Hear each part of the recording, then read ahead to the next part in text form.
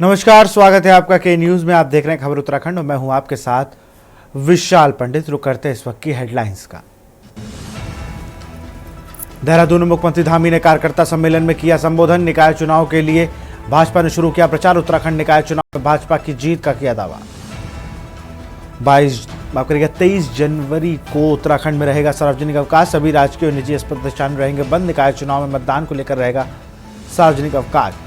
हल्द्वानी में सौरभ भट्ट ने कांग्रेस छोड़ थामा भाजपा का दामन। कांग्रेस नेता ने समर्थकों संग बीजेपी की ली सदस्यता। निकाय चुनाव के प्रशिक्षकों को दी गई ट्रेनिंग। मतदान और मतगणना के बारे में बताया गया। श्रीनगर में नगर निगम चुनाव में निकली बाइक रैली। भाजपा मेयर प्रत्याशी ने शहर में किया शक्ति प्रदर्शन। 2 दिन बाद रुकी बर्फबारी। बद्रीनाथ हाईवे माड़ा गांव तक बंद। औली मल्लारी में फिसल रहे वाहन। आप देख रहे हैं के न्यूज, खबरों का सारथी। देवभूमि उत्तराखंड में चुनावी दंगल का बिगुल बज चुका है। वहीं सभी दलों के प्रत्याशी अपनी अपनी जीत को लेकर आम जन से संपर्क साधे हुए हैं। आपको बता दें कि 23 जनवरी को निकाय चुनाव को लेकर मतदान की प्रक्रिया शुरू हो गई है। वहीं 25 जनवरी को मतगणना होने के पश्चात जीत और हार का समीकरण आम जनता के सामने साफ साफ हो जाएगा। वहीं दूसरी ओर सभी दलों को अपनी ही पार्टी से नाराज बागी निर्दलीयों के तौर पर मैदान में उतरते हैं, जिसके चलते पार्टी की टेंशन बढ़ चली है। यहाँ यही वजह है कि आप पार्टी ने चिन्हित कर इन बागियों को बगावत करने के खिलाफ 6 साल के लिए पार्टी से निष्कासित भी कर दिया, जिसके चलते तमाम दलों में आरोप और प्रत्यारोप का सिलसिला भी जारी। यही वजह है कि कई पार्टियों को इस बात का भी डर सता रहा है कहीं यह निष्कासित प्रत्याशी पार्टी के समीकरण को खराब न कर दें। इस रिपोर्ट को देखिए।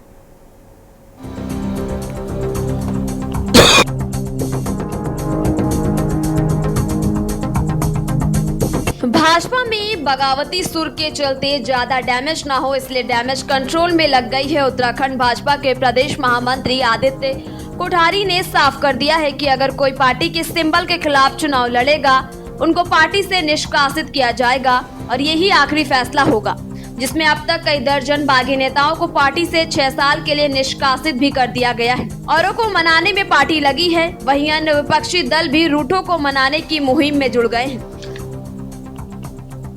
भारतीय जनता पार्टी ने पार्टी के खिलाफ चुनाव लड़ने वाले ऐसे बहुत कार्यकर्ताओं को पार्टी से बाहर का रास्ता दिखाया है। और द्वितीय चरण में अभी भी जो लोग पार्टी के खिलाफ काम कर रहे हों, चाहे वो किसी भी स्तर के हों, जिला स्तर के कार्यकर्ता हों, प्रदेश स्तर के हों या कोई जनप्रतिनिधि भी क्यों न हो, जो भी पार्टी के खिलाफ इस प्रकार की गतिविधि में पाया जाएगा, निश्चित रूप से पार्टी उनके खिलाफ कार्रवाई करेगी। और माननीय प्रदेश अध्यक्ष जी ने जहाँ जहाँ कहीं इस प्रकार की शिकायत आई है, माननीय प्रदेश अध्यक्ष जी ने सभी ऐसे संदिग्ध भूमिका निभाने वाले जनप्रतिनिधियों से बात की है। पार्टी के पदाधिकारियों से भी लगातार बातचीत चल रही है। कैंडल में कोई बागी व्यक्ति नहीं है। भारतीय जनता पार्टी और कांग्रेस ये बागी और दागियों की पार्टी है। यही कारण है कि चुनाव के अवसर पर यहाँ पर बहुत से लोग जो हैं अपनी ही पार्टी के खिलाफ बगावत करके चुनाव लड़ते हैं और ये एक परंपरा बन चुकी है। चुनाव के समय पर दोनों राष्ट्रीय पार्टियां उनको पार्टी से 6 साल के लिए निकालती है। चुनाव खत्म होते ही गले में माला पहनाकर आगे राज्य को लूटने की मंशा के तहत उनको पुनः पार्टी में ले आती है। ये बड़ा दुर्भाग्यपूर्ण है। जनता देख रही है। यही कारण है कि इस समय पर जितने भी बागी और दागी चुनाव भाजपा के लड़ रहे हैं, जनता उनको दरकिनार कर रही है। वहीं चुनावी दंगल में आरोप प्रत्यारोप के चलते तमाम राजनीतिक पार्टियां एक दूसरे पर आचार संहिता का उल्लंघन करने और सरकार की अपनी मनमानी करने की बात कह रहे हैं। भाजपा का मानना है कि कांग्रेस को हार का डर सता रहा है, इसलिए मनगढ़ंत कहानी बना रही है। दूसरी ओर कांग्रेस भी आरोपों की झड़ियां भाजपा के ऊपर लगाए हुए है और उसका मानना है कि भाजपा सरकार के दम पर आचार संहिता का उल्लंघन कर रही है, जिसकी शिकायत लगातार चुनाव निर्वाचन को विपक्षी दलों द्वारा की गई है। निकाय चुनाव उत्तराखंड में चल रहा है और आचार संहिता लागू है, लेकिन भारतीय जनता पार्टी के लिए कोई नियम कायदे नहीं है।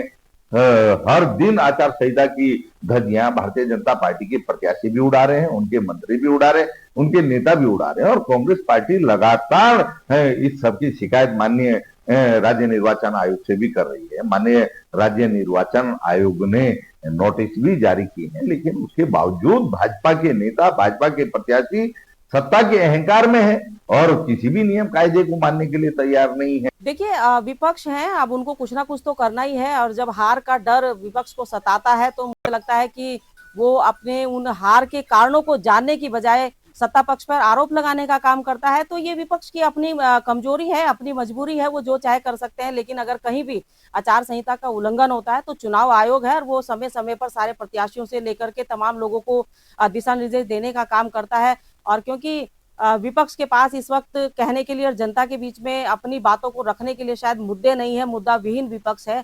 और भारतीय जनता पार्टी जिस प्रकार से 11 के 11 निगमों में, नगर पालिकाओं में, नगर पंचायतों में अपना परचम लहराने जा रही है, तो उससे विपक्ष के अंदर एक बौखलाहट है। हालांकि नाराजगी तो बनती ही है। जो पार्टी के लिए दिन रात मेहनत करेगा और उसका फल भी नहीं मिलेगा तो नाराजगी तो आएगी ही। अब सवाल इस बात का है कि इस चुनावी दंगल में राजनीतिक पार्टियों के द्वारा उतारे गए जिताऊ उम्मीदवारों की जीत को लेकर ये अपने ही बागी अंदरूनी बगावत से जीत को हार में न बदल दें। साथ ही क्या ये आरोप और प्रत्यारोप ही इन चुनावी दंगल में आम जनता को लुभाने में कामयाब होगा? Uttarakhand desk report. खबर गदरपुर से है, जहां भाजपा के पूर्व मंडल अध्यक्ष सतीश चुग नगर पंचायत गूलर भोज अध्यक्ष के लिए निर्दलीय चुनाव मैदान में है। भारतीय जनता पार्टी ने उन्हें पार्टी से 6 साल के लिए निष्कासित कर दिया। भाजपा से बागी प्रत्याशी ने अपने समर्थकों के साथ प्रेस वार्ता कर विधायक अरविंद पांडे व पूर्व नगर पंचायत अध्यक्ष पर आरोप लगाते हुए कहा कि एक सभासद के भाई को नगर पंचायत में संविदा प्रकार के नाम पर पैसे निकाला गया है, जबकि वह व्यक्ति द्वारा कभी भी नगर पंचायत में कार्य नहीं किया गया।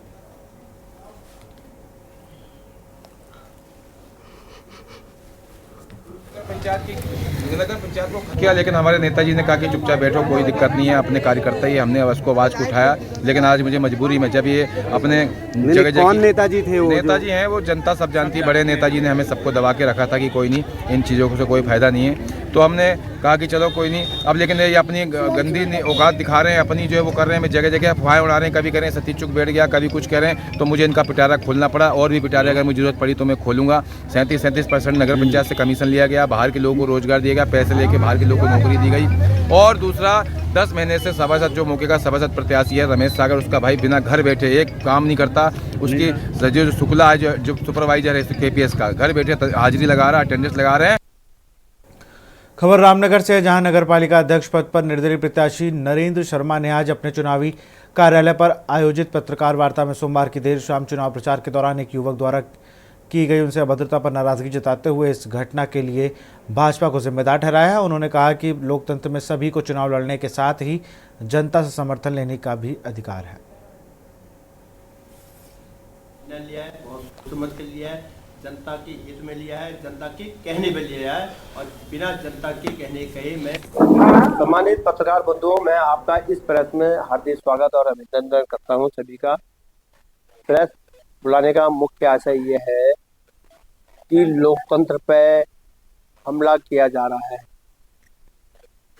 और मेरे प्रति जो जनता का अपार समर्थन मुझे मिल रहा है, उससे मेरे जितने भी अध्यक्ष पद के प्रत्याशी मेरे सामने खड़े हैं, वे उनमें सब में बौखलाहट है। और उस बौखलाहट का स्वरूप पहले तो जो है फ्लेक्सी फाड़ते हुए दिखाई दिया। उसके बाद लोगों को मेरे कार्यकर्ता कहीं पर जो है समर्थक जो है कहीं फ्लेक्सी लगाने जा रहे हैं, तो उनके मकानों, उन परिवारों को धमकाया जा रहा है कि अपने वहाँ फ्लेक्सी मत लगाना, अन्यथा आप इसके दुष्परिणाम भुगतने होंगे। खबर बागेश्वर से है, जहां हर वर्ष मकर संक्रांति के दिन ऐतिहासिक कुली बेगार आंदोलन की याद में लगाए जाने वाले राजनीतिक पंडालों को इस वर्ष बागेश्वर प्रशासन द्वारा आचार संहिता का हवाला देकर राजनीतिक पंडालों में पाबंदी लगा दी गई। बागेश्वर में मकर संक्रांति के दिन लगने वाले ऐतिहासिक राजनीतिक पंडाल कुली बेगार आंदोलन में बागेश्वरों के लोगों को ही जीत के हस्ताक्षर के रूप में इतिहास में दर्ज है।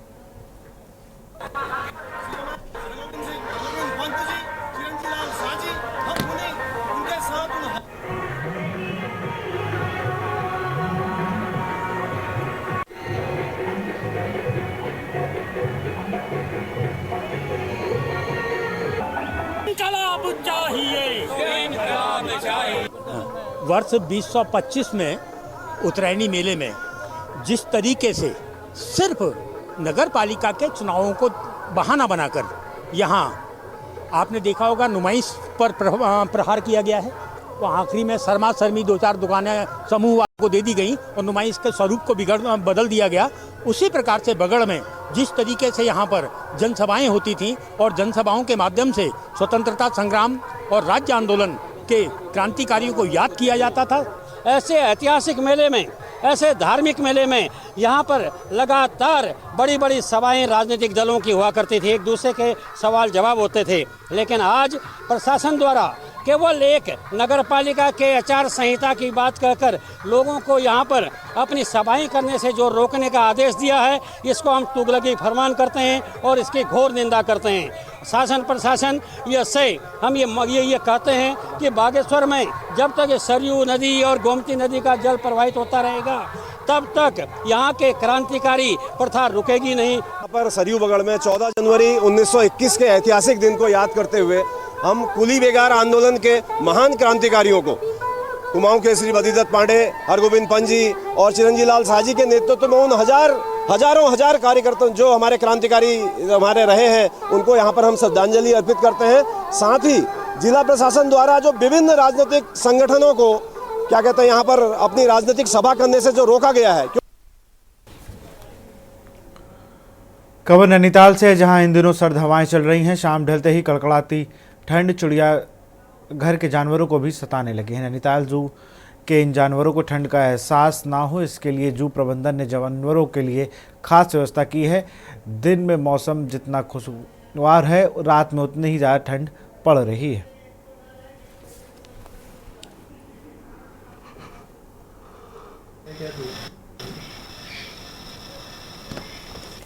देखिए, ठंड से बचने के लिए हमारे जितने भी हमारे फीजेंट्स हैं, बर्ड्स एंड फीजेंट्स हैं, उनमें बॉयल एग चलाते हैं हम विंटर्स में। और क्या कहते हैं, उसके साथ सप्लीमेंट दिया जाता है कैल्शियम और विटामिन्स का। और जैसे हमारे कार्निवोरस एनिमल हैं, टाइगर, लेपर्ड्स वगैरह, उसमें भी रॉ एग दिया जाता है, साथ में मल्टीविटामिन्स, एंटी स्ट्रेस और कुछ सप्लीमेंट्स दिए जाते हैं। और जैसे हमारे ओमनीवोर्स हैं, बेयर, ब्लैक बेयर और क्या कहते हैं रेड पांडा वगैरह, और ये हनी देते हैं, उनमें शहद का महत्वपूर्ण है उसमें, और उसके साथ अंडा रहता है और सप्लीमेंट्स रहते हैं। जो उच्च हिमालयी क्षेत्र के जानवर हैं उनके लिए हमने हल्दू घास बिछाई है, और जो ये टाइगर और लेपर्ड है इनके वहाँ हमने हीटर की व्यवस्था की है, और फिजेंट्स में हमने तिरपाल लगाए हैं ताकि हवा ना लगे। सुबह 9 बजे धूप आने के पश्चात खोले जा रहे हैं और शाम को जैसे सूर्यास्त से पहले बंद करते जा रहे हैं। खबर गढ़वाल से है, जहां श्रीनगर नगर निगम चुनाव में प्रचार प्रसार धीरे धीरे अपनी गति को पकड़ रहा है। भारतीय जनता पार्टी की मेयर प्रत्याशी आशा उपाध्याय ने चुनावी प्रचार को देखते हुए कार्यकर्ताओं के साथ शहर में बाइक रैली निकाली, शक्ति प्रदर्शन किया तथा मतदाताओं से भाजपा के पक्ष में विकास को गति देने के लिए अधिक से अधिक मतदान करने की अपील की। उन्होंने इस दौरान कहा कि कैबिनेट मंत्री डॉक्टर धन सिंह रावत के द्वारा श्रीनगर क्षेत्र में इतने विकास कार्य किए गए हैं जिनको गिनाया भी नहीं जा सकता।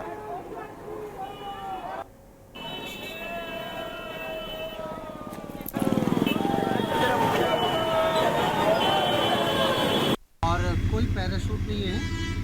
देखिए, विपक्ष जो है, मैं यूँ कहूँ कि वो खुद पैराशूट है, क्योंकि 19 के बाद वो 25 में दिखाई दे रहे हैं। और इससे पहले भी वो अगर वो सत्ता में थे तो कहीं भी न तो वो सामाजिक कार्यों में कहीं दिखाई दिए, राजनीतिक तौर पर अगर वो उनकी पृष्ठभूमि रही है तो राजनीतिक तौर पर कहीं दिखाई नहीं दिए हैं। और मैं कोई अगर बात झूठ कह रहा हूँगा तो इस पर भी, मेरे ऊपर भी कोई केस करना हो तो मैं उसके लिए भी तैयार हूँ। लेकिन मैं ये कहना चाहता हूँ कि उन्होंने प्रतिनिधित्व करना था जिला पंचायत का, 2019 से 24 तक वो कहीं दिखाई नहीं देते हैं। 2022 में डॉक्टर धन सिंह रावत जी का चुनाव होता है। देखिए, सबसे बड़ी बात तो ये है कि हम भारतीय जनता पार्टी का हिस्सा है, ठीक है। और बहन आशा उपाध्याय को भारतीय जनता पार्टी ने टिकट दिया है मेयर पद पर। हम लोग, जैसा कि आप लोग जानते हैं कि हम लोग अपने राजनीतिक शुरुआत से ही लोकसभा और विधानसभा में भाजपा के पक्षधर रहे हैं और लगातार कई वर्षों से विधानसभा लोकसभा में भाजपा के लिए काम कर रहे हैं। अभी कुछ समय पूर्व, क्योंकि आप जानते हैं कि जो बहिनाथ उपाध्याय हैं। मुझे जनता का बहुत ज़्यादा आशीर्वाद मिल रहा है। भारतीय जनता पार्टी एक ऐसी राष्ट्रीय पार्टी है कि पूरे गठबंधन के साथ इतना प्रचंड बहुमत मिला। आज की रैली को देख के लग रहा है कि 25 तारीख हम प्रचंड बहुमत से विजय प्राप्त करेंगे भारतीय जनता पार्टी। पैराशूट कहाँ से हुई? मैं तो 32 सालों से श्रीनगर में रह रही हूँ। 3 बार मेरे भाई नगर पालिका अध्यक्ष चुनाव में है। 1 बार मेरे भाई 8 वोटों से बहुमत चुनाव हारे हैं। दूसरी बार प्रचंड बहुमतों से विजय प्राप्त हुई है। तीसरी बार मैं नगर पालिका अध्यक्ष के लिए चुनाव लड़ी हूँ। खबर हल्द्वानी से है, जहां नगर निगम चुनाव की वोटिंग से पहले बीजेपी ने कांग्रेस को बड़ा झटका दिया है। पूर्व नेता प्रतिपक्ष स्वर्गीय इंदिरा हृदयेश के प्रतिनिधि रह चुके कांग्रेस नेता सौरभ भट्ट ने आज अपने समर्थकों के साथ बीजेपी की सदस्यता ग्रहण कर ली। भाजपा जिला अध्यक्ष प्रताप बिष्ट, सांसद अजय भट्ट, मेयर प्रत्याशी गजराज बिष्ट ने पार्टी कार्यालय में उन्हें पार्टी की सदस्यता दिलाई।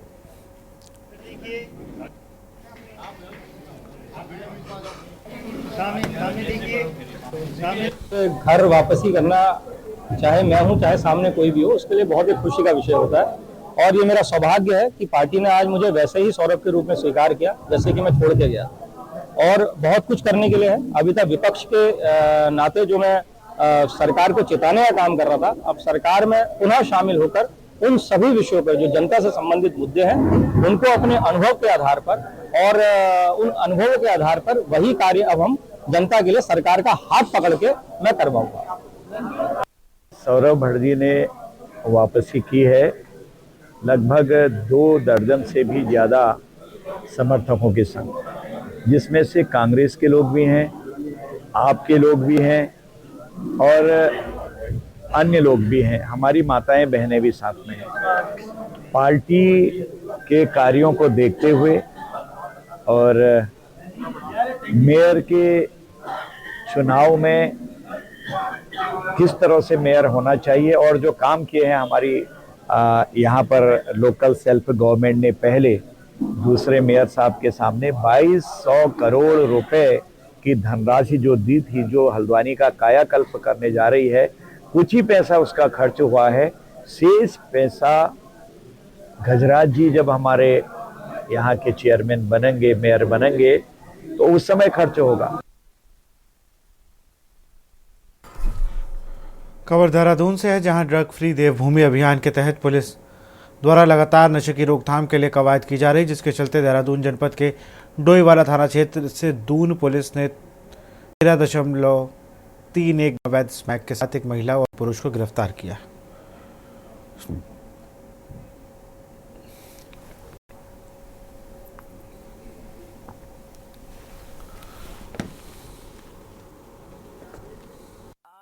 कल जो डोईवाला थाना है इसके अंतर्गत 2 व्यक्ति हैं जिनका कि स्मैक के साथ पकड़े गए हैं। इसमें महराज है और एक इसमें इरफान है। जो महराज है वो महिला, उनके पास 62,000 रुपए भी बरामद हुए हैं और 7.8 उनके पास स्मैक मिली है।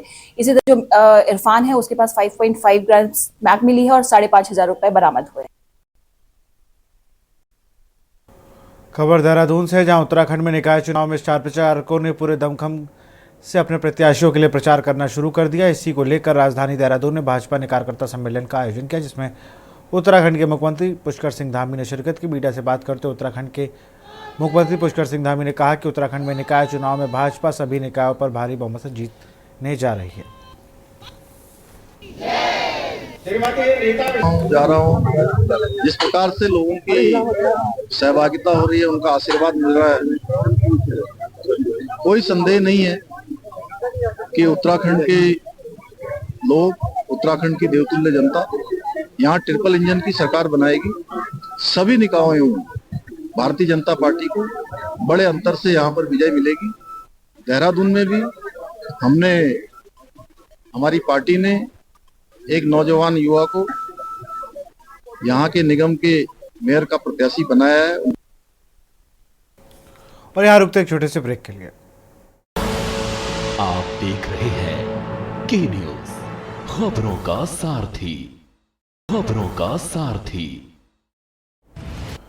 ब्रेक के बाद आपका स्वागत है। खबर नैनीताल से, जहां उत्तराखंड हाईकोर्ट ने एक अहम आदेश में कहा है कि राज्य के निजी आयुर्वेदिक मेडिकल कॉलेज में शैक्षिक सत्र 2017-18 व 2018-19 के दौरान प्रवेश लेने वाले छात्र छात्राओं से 2019 में बढ़ाई गई फीस नहीं ली जा सकती है। इस आधार पर हाईकोर्ट ने अपीलीय प्राधिकरण के 2017-18 शैक्षिक सत्र से ट्यूशन शुल्क में वृद्धि की अनुमति देने का निर्णय रद्द करते हुए यह प्रावधान किया है कि नियामक समिति की 4 अप्रैल 2019 को हुई बैठक में जो शुल्क निर्धारण किया गया था वही शैक्षिक सत्र 2019-20 में लागू किया होगा।